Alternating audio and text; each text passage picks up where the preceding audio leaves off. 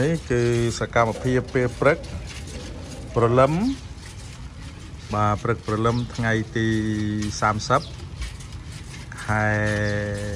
5ឆ្នាំ2026សូណាអានសាណូ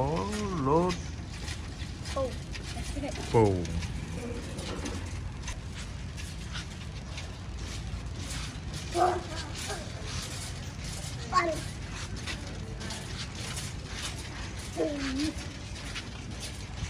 សកម្មភាពហាត់ប្រាណពេលព្រលឹមអ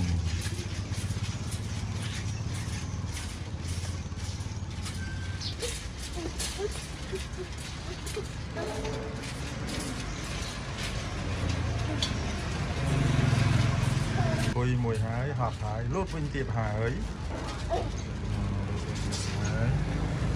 បងអង្គុយហើយអង្គុយពីរនាក់ហើយ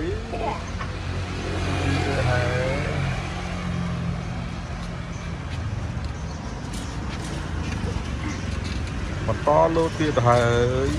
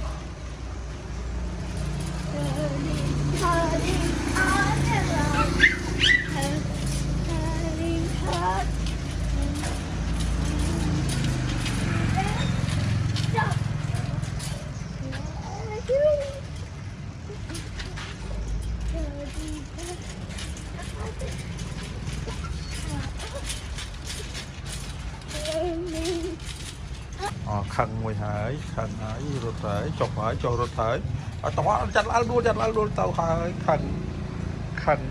ទៅមួយហើយខឹង